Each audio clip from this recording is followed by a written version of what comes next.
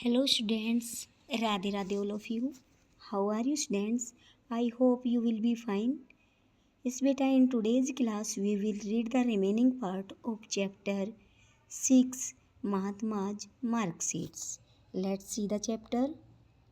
So much for his academic records, but didn't he cope equally well with all the subjects he had to study. उसके academic records के बारे में तो बहुत कुछ कहा जा सकता है। हम यहाँ पर बात महात्मा गांधी जी के बारे में कर रहे हैं, बट क्या वो सभी विषय जो पढ़ते थे उनमें इक्वल थे? मतलब क्या सभी में वो बराबर इंटेलिजेंट थे? इन हिज ओन वर्ड्स, उसके अपने शब्दों में, English become the medium of instruction in most subject from the fourth standard. उसने अपने खुद के शब्दों में कहा है कि इंग्लिश फोर्थ स्टैंडर्ड में लगभग सभी विषयों में जो निर्देश का जो माध्यम था वो इंग्लिश हो गया था। I found myself completely at sea, और मैं अपने आप को सभी में, इन सब में असमंजस में पाता था। एट सी का मतलब है कि प्रॉब्लम में पाता था मैं। Geometry was a new subject in which I was not particularly strong. Geography एक ऐसा नया सब्जेक्ट था, विषय था जिसमें मैं विशेष रूप से स्ट्रोंग नहीं था। And the English medium made it still more difficult for me, और जब से इसका माध्यम इंग्लिश हो गया, इसने मेरे लिए ये और भी कठिन बन गया। The teacher taught the subject very well but I would not follow him. जो अध्यापक था वो बहुत अच्छे से सब्जेक्ट को पढ़ाता था, लेकिन मैं उसको फॉलो नहीं कर पाता था। Often I would lose heart and think of going back to the third standard, और बहुत बार मैं हार जाता था खुद से ही और वापस थर्ड स्टैंडर्ड में जाने की सोचता था। वहन how ever which much effort I reached the 13th proposition of Euclid, the utter simplicity of the subject was suddenly revealed to me.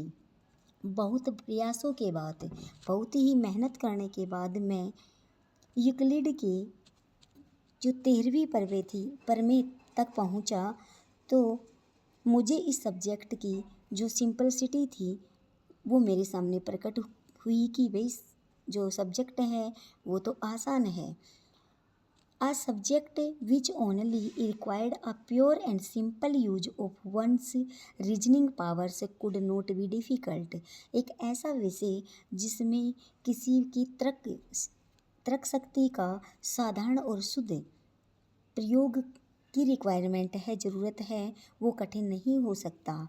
Ever since that time geometry there was nothing to memorise, whereas in Sanskrit I thought everything had to be learned by heart. यहाँ तक कि geometry में ऐसा कुछ भी याद करने लायक नहीं था, जबकि संस्कृत में सारी चीज़ें मन से याद करनी पड़ती थी, याद करने के लिए थी। Did the frail but agile Mohandas enjoy physical education and sports. क्या कमज़ोर परंतु फुर्तीले मोहनदास को शारीरिक शिक्षा और खेलों में रुचि थी? In the higher classes the headmaster of the school had made gymnastics and cricket compulsory for the boys, but he disliked both. Higher classes में मतलब उच्च क्लासेज में प्रोफेसर ने, स्कूल के जो प्रोफेसर थे उन्होंने जिम्नास्टिक और क्रिकेट को लड़कों के लिए कंपलसरी कर दिया, बट वो तो दोनों को ही डिसलाइक करते थे। मीन्स महात्मा गांधी जी को ही दोनों ही सब्जेक्ट जो थे पसंद नहीं थे। न तो उनको फिजिकल एजुकेशन में इंटरेस्ट था और न ही गेम में। He never took part in any exercise cricket और football before they were made compulsory. My silliness, he says, was one of the reasons for this aloofness, which I now see was strong। उसने कभी भी पहले cricket और football की exercise में भाग नहीं लिया था जब तक कि वो कंपलसरी नहीं किए गए थे, और वो कहते हैं कि मेरी जो शर्मिलापन था वो इसका एक इस कमी का रीज़न था, इससे दूरी का कारण था, जो मैं अब देख पा रहा हूँ बहुत ही गलत था। I then had the false notion that gymnastic had nothing to do with education. उस टाइम पे मेरे पास ये चीज़ें गलत थी कि जिम्नास्टिक का एजुकेशन से मतलब शारीरिक शिक्षा का एजुकेशन से कोई लेना देना नहीं है। Today I know that physical training should have as much place in the curricular as mental training. आज मैं जानता हूँ कि शारीरिक जो अभ्यास है वो भी शिक्षा में पाठ्यक्रम में उतना ही ज़रूरी है जितना कि मानसिक अभ्यास। Another regret that Mohandas felt in later years was about the neglect of hand writing. और दूसरा जो उसका पछतावा था मोहनदास का, वो बाद के वर्षों में उसे पता चला वो हैंड राइटिंग की नेगलेंसी थी। मीन्स उसकी जो लिखावट थी वो भी अच्छी नहीं थी। Even until his days in England, he had paid little attention to his handwriting. यहाँ तक कि लंदन जाने से पहले उसने अपनी लिखावट की तरफ थोड़ा सा भी ध्यान नहीं दिया।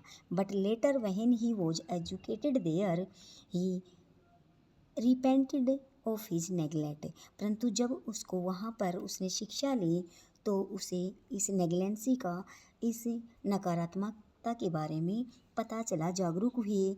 To quote him I saw that bad handwriting should be regarding as a sign of an imperfect education. उन्होंने ये कहा है कि मैं मानता हूँ कि खराब लिखावट जो है वो एक अधूरी शिक्षा की निशानी है। I tried